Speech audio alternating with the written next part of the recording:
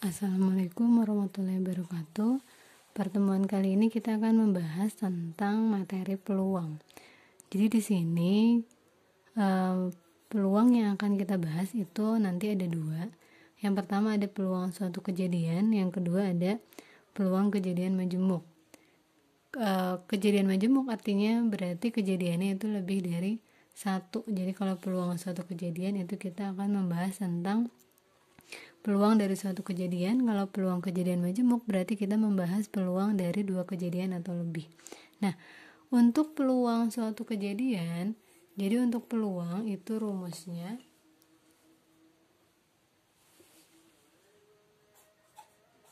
peluang A itu adalah NA per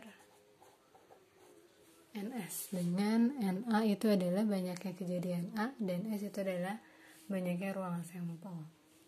Jadi ini banyaknya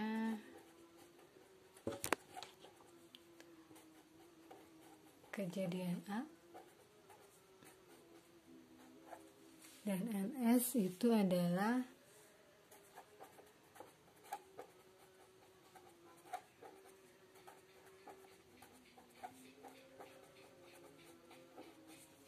banyaknya ruang sampel. Ya, jadi peluang suatu kejadian itu adalah rumusnya NA per NS.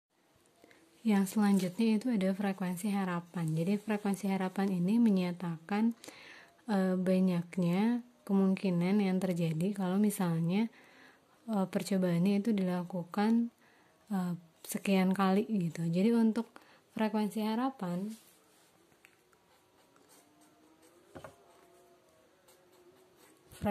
harapan kejadian A itu adalah rumusnya peluang A dikalikan dengan banyaknya pelemparan atau percobaan.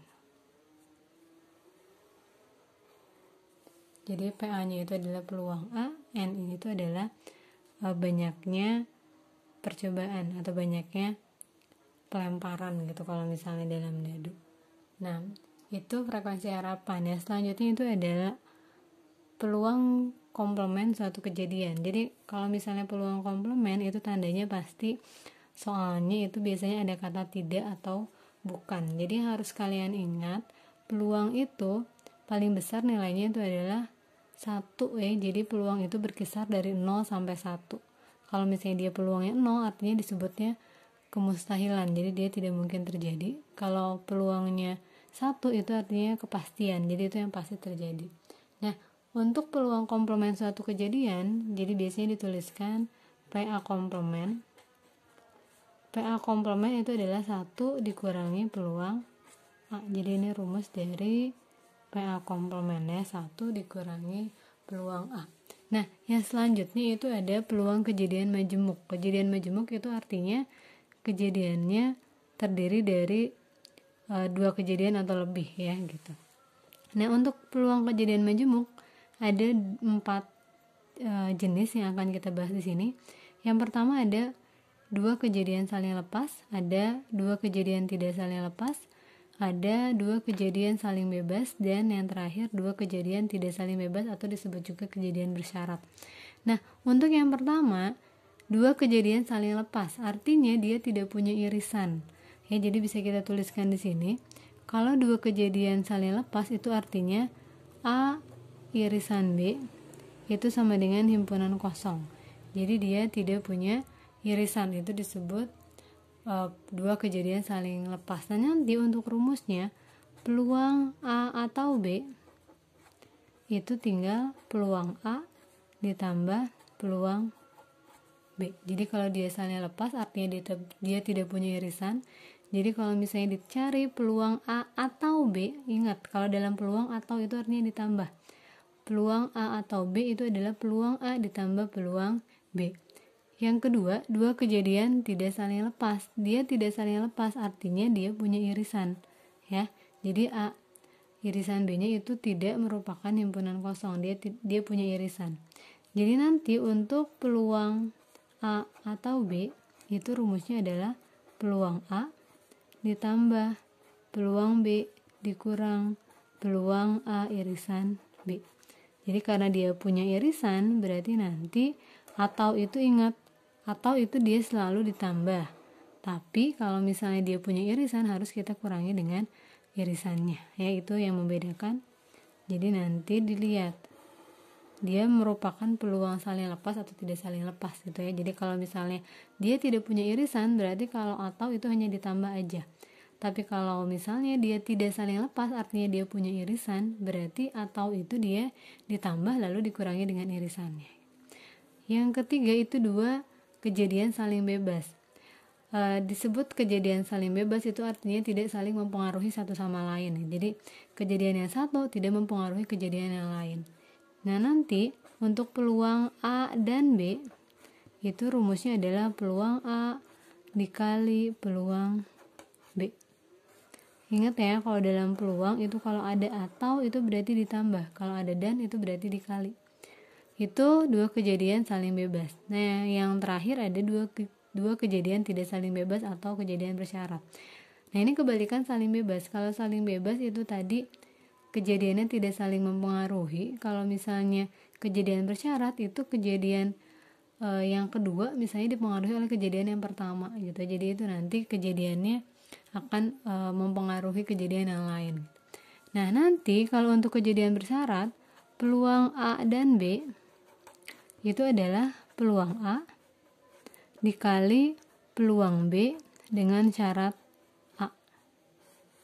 Jadi ingat di sini nanti peluang B-nya itu ada dengan syarat A. Nah, biasanya ciri-cirinya untuk soal tentang dua kejadian bersyarat atau tidak saling lepas itu ada kata-kata pengambilan tanpa pengembalian biasanya.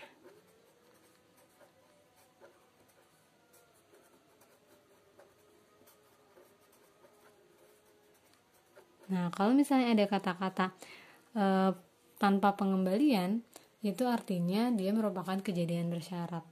Ya, nanti untuk lebih jelasnya kita lihat contoh-contohnya. Nah, misalnya di sini disajikan beberapa contoh soal tentang peluang suatu kejadian dan peluang kejadian majemuk. Untuk soal yang pertama, dua buah dadu dilempar bersama-sama. Tentukan peluang muncul kedua mata dadu merupakan jumlah kedua mata dadu merupakan bilangan prima. Nah, yang harus kalian ingat kalau kita mau mencari peluang berarti kita harus menentukan dulu NA dan NS. Ada banyaknya kejadian A dan banyaknya ruang sampel. Sekarang untuk ruang sampel kita lihat di sini. Di sini yang dilempar itu adalah dua buah dadu. Nah, untuk sebuah dadu yang kita tahu dadu itu sisinya ada 6. Berarti sampel satu dadu itu adalah 6. Nah, harus kalian ingat banyaknya ruang sampel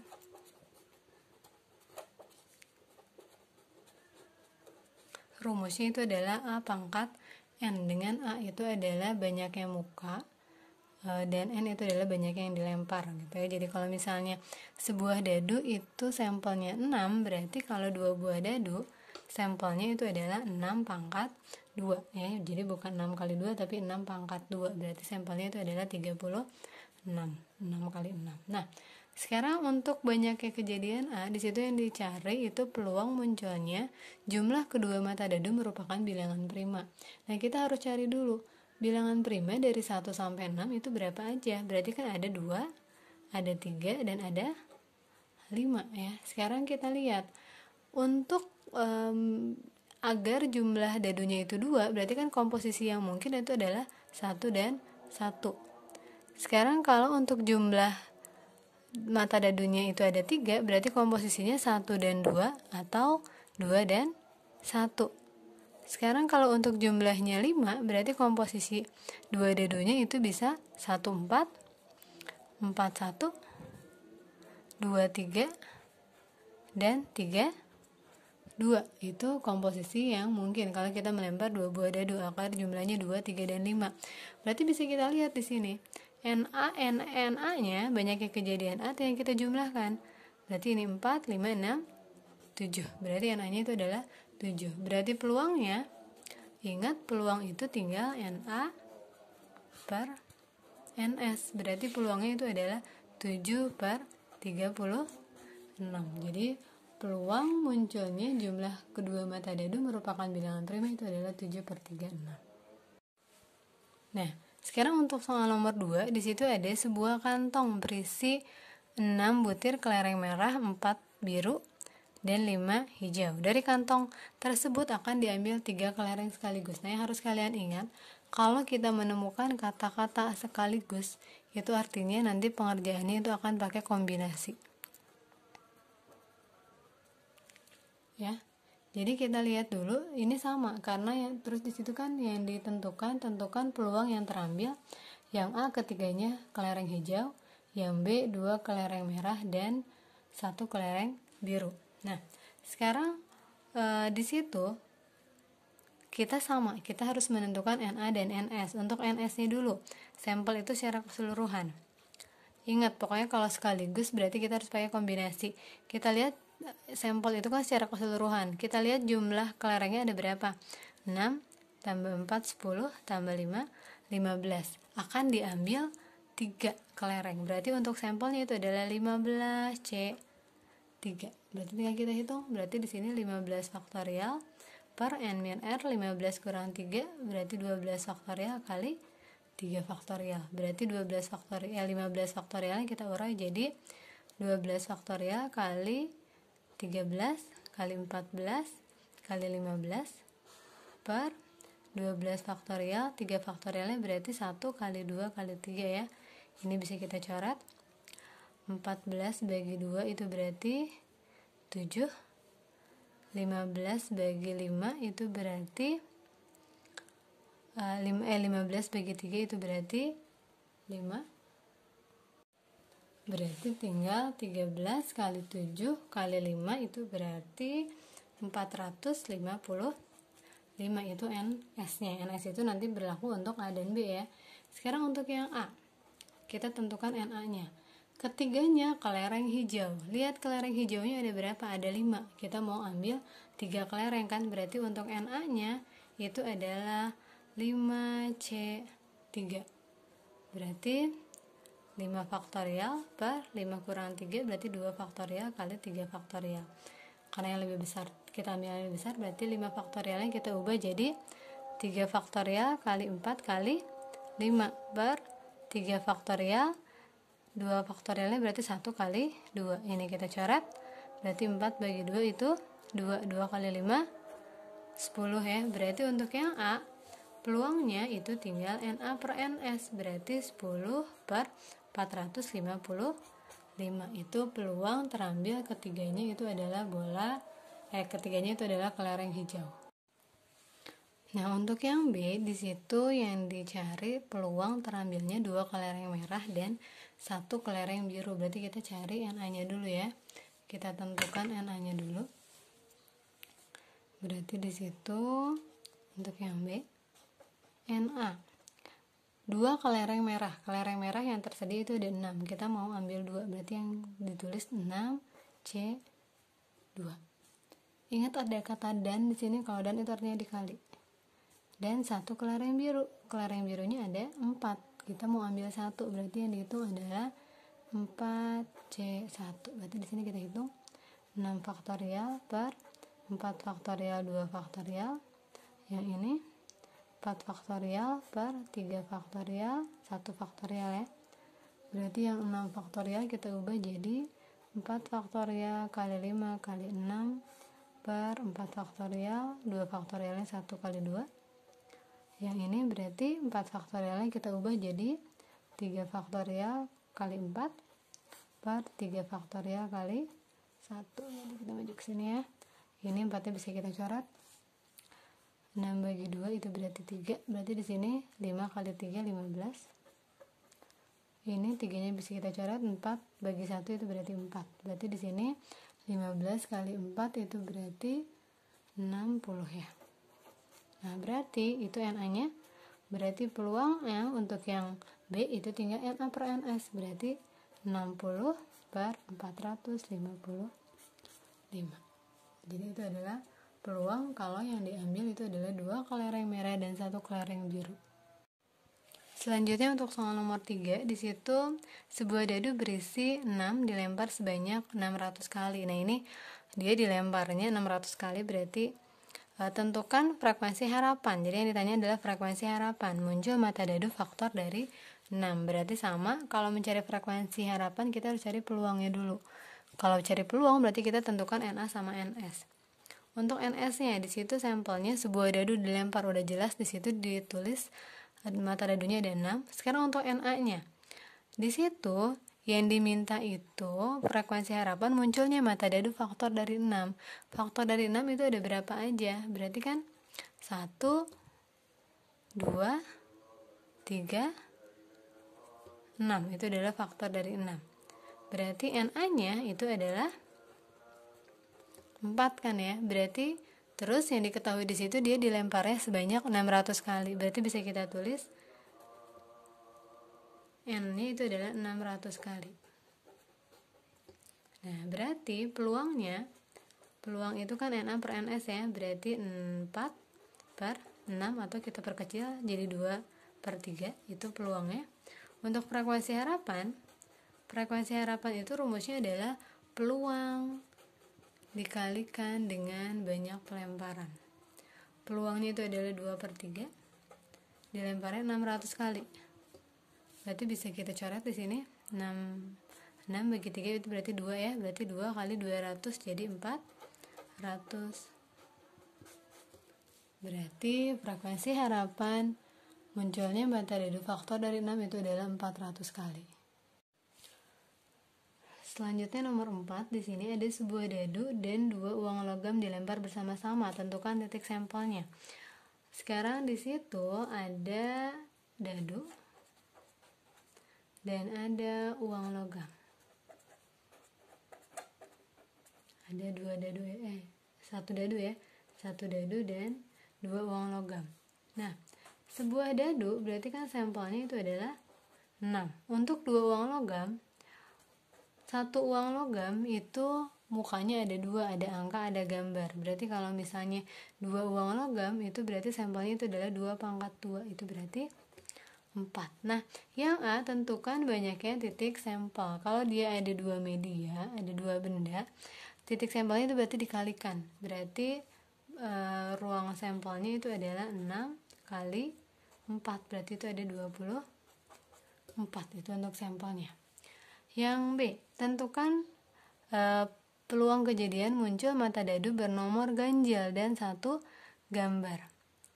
Ya, nah sekarang kalau misalnya untuk dadu, di situ dia munculnya mata dadu bernomor ganjil ya. Untuk dadunya, dia mintanya ganjil. Ganjil itu berarti angkanya berapa aja? 1, 3, 5. Berarti untuk ganjil itu NA-nya itu adalah 3. Sekarang untuk yang uang logam.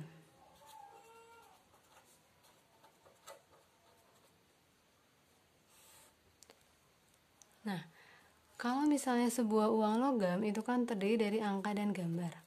Kalau uang logamnya ada 2, berarti ini bercabang 2. Berarti angka gambar, lalu angka gambar lagi. Jadi komposisinya itu adalah angka-angka, angka gambar, gambar angka, dan gambar-gambar. Jadi ini adalah 4 komposisi yang mungkin kalau kita melempar 2 buah logam. Nah, di situ yang dicari itu adalah munculnya angka ganjil pada dadu dan 1 gambar. Kita lihat yang memuat 1 gambar mana aja. Berarti kan ini dan ini kan. Berarti kalau itu NA, ini kita misalkan NB-nya itu adalah 2. Berarti untuk yang B, peluang kejadian munculnya jadi peluang A dan B, peluang kejadian munculnya dadu bernomor ganjil. Ingat berarti kan NA per NS ya. Berarti di sini untuk dadu 3 per 6.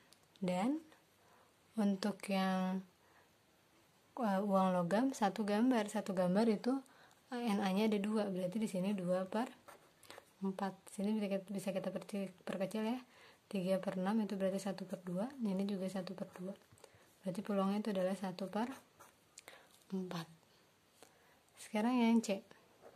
Tentukan frekuensi harapan muncul mata dadu kelipatan 3 dan 2 gambar apabila pelemparan dilakukan sebanyak 180 kali. Berarti ini frekuensi harapan ya.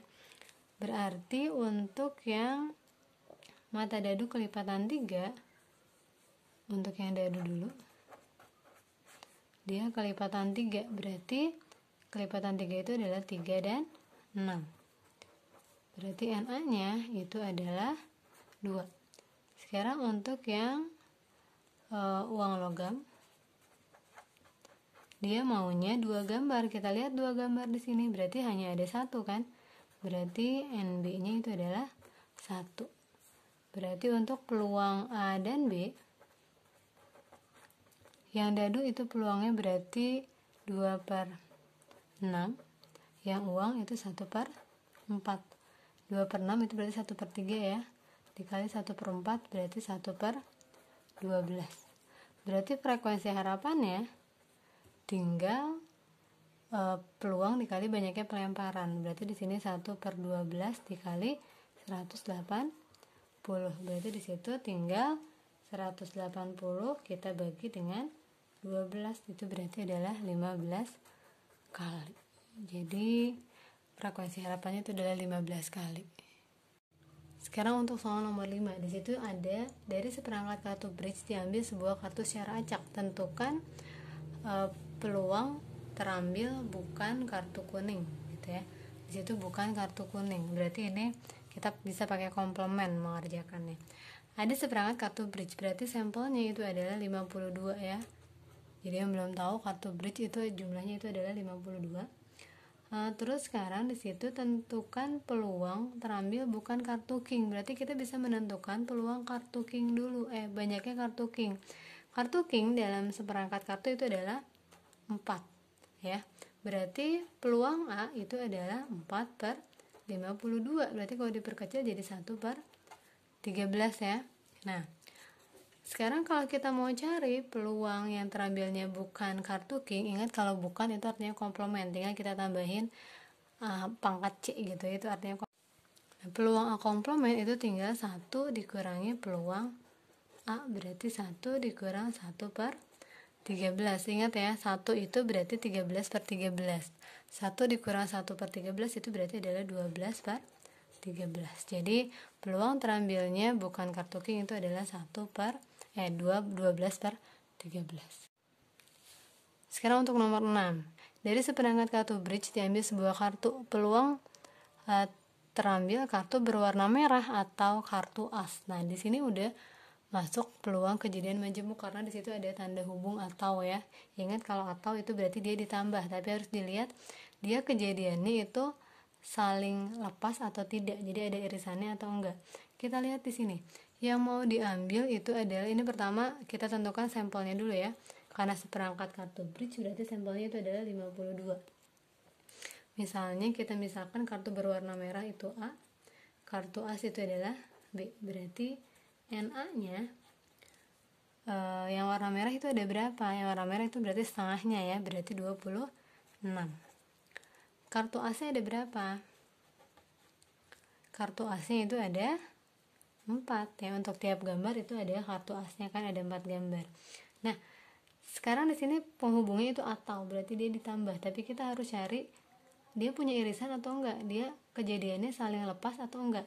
Ada enggak kartu merah yang warna A? Ada enggak kartu berwarna merah yang merupakan kartu as atau kartu as yang merah? Ada. Ada berapa? Ada 2. Berarti kita tuliskan di sini NA irisan B itu adalah 2. Berarti peluang A atau B, karena dia punya irisan berarti dia merupakan kejadian tidak saling lepas ya. Berarti nanti peluang A ditambah peluang B dikurang peluang A irisan B. Peluang A nya berarti 26/52 ditambah peluang B nya 4/52 dikurang peluang A irisan B nya berarti 2/52. Karena di sini penyebutnya udah sama semua, berarti tinggal dijumlahkan atasnya. 26 ditambah 4 berarti 30 dikurang 2 berarti 28/52, atau bisa kita perkecil ya, 28 per 52 itu bisa kita bagi 4. Berarti ini 28 bagi 4 jadi 7 per 13. Jadi peluangnya itu adalah 7 per 13. Selanjutnya untuk nomor 7, di sini ada 2 buah dadu dilambungkan secara bersama-sama. Tentukan peluang munculnya jumlah kedua mata dadu sama dengan 5 atau 9.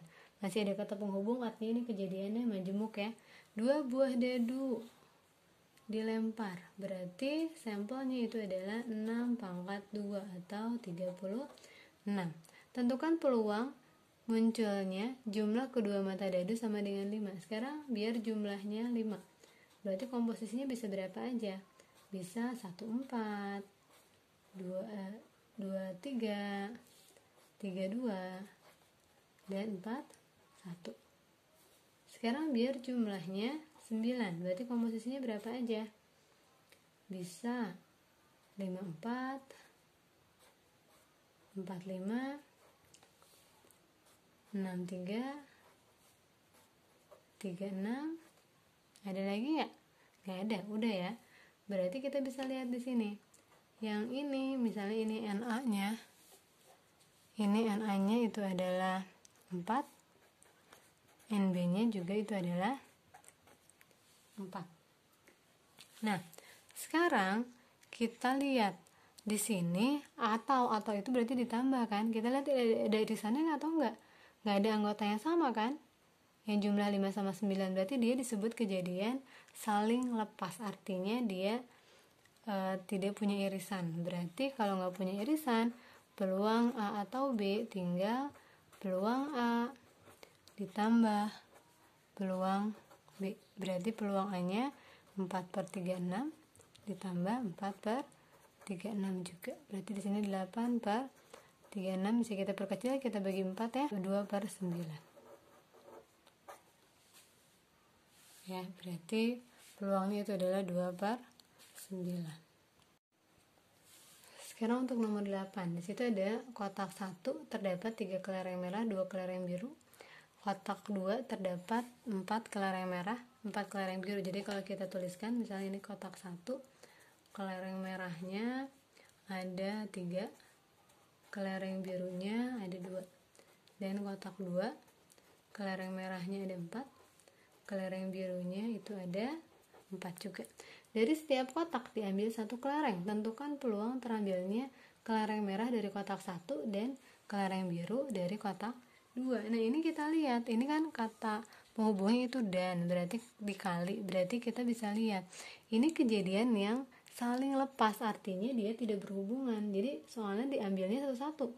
Dari kotak 1 diambil 1 kelereng, dari kotak 2 juga diambil 1 kelereng, artinya kejadian yang satu tidak akan mempengaruhi kejadian yang lain. Berarti ini disebut kejadian yang saling bebas. Berarti peluang A dan B itu adalah peluang A dikali peluang B.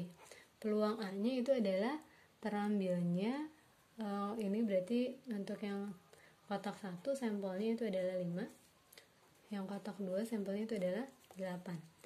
Yang A dari kotak 1 diambilnya kelereng merah. Kita lihat yang merah ada berapa? Ada 3. Berarti di sini 3 per 5. Dikali peluang yang B. Yang B di kotak kedua mau diambilnya kelereng biru. Berarti kita lihat yang biru ada 4. Berarti di sini 4 per sampelnya 8. Berarti tinggal 3 kali 4 12 per 5 kali 4 itu adalah 40. Bisa diperkecil ya. Kita bagi 4 berarti ini 3 per 10. Jadi peluangnya itu adalah 3 per 10. Nah, sekarang soal yang terakhir. Di sini ada soal nomor 9. Dalam kotak terdapat 20 baterai, 5 diantaranya rusak. Dari dalam kotak tersebut akan dikeluarkan 2 buah baterai secara acak 1 per 1 tanpa pengembalian. Nah, ini biasanya ini kalau ada kata 1 per 1 tanpa pengembalian, ini adalah ciri dari 2 kejadian yang tidak saling bebas atau disebut 2 kejadian saling bersyarat. 2 kejadian bersyarat gitu ya. Jadi tentukan peluang baterai yang terambil kedua-duanya tidak rusak. Jadi bisa kita tuliskan di situ sampelnya itu adalah 20 baterai. Yang rusak itu adalah 5. Berarti yang tidak rusak itu sisanya ya ada 15. Jadi yang mau diambil itu peluang yang terambil kedua-duanya tidak rusak. Nah, lihat di sini, kejadian yang satu mempengaruhi kejadian yang lain. Kenapa? Karena di sini setelah diambilnya itu satu persatu tanpa pengembalian. Jadi satu barang diambil, terus dia tidak dikembalikan ke tempatnya. Berarti kan otomatis nanti sampelnya itu akan berkurang.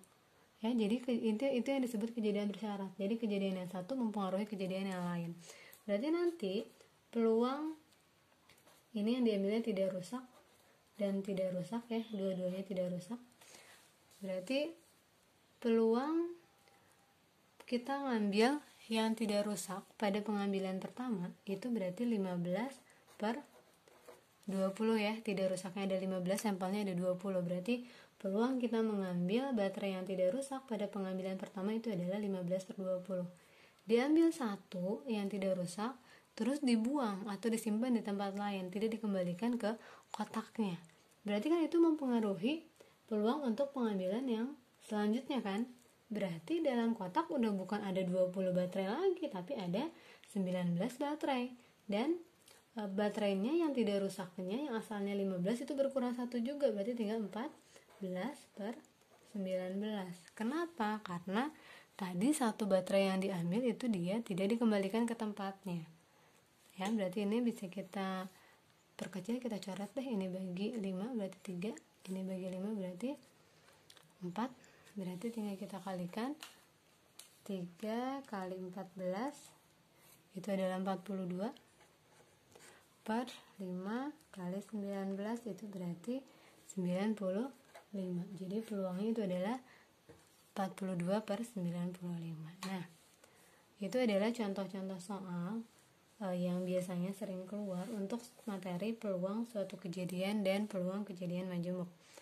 Mudah-mudahan penjelasannya mudah dimengerti, membuat kalian lebih paham mengenai materi ini. Saya akhiri sampai sini. Jangan lupa belajar terus, tetap semangat belajar.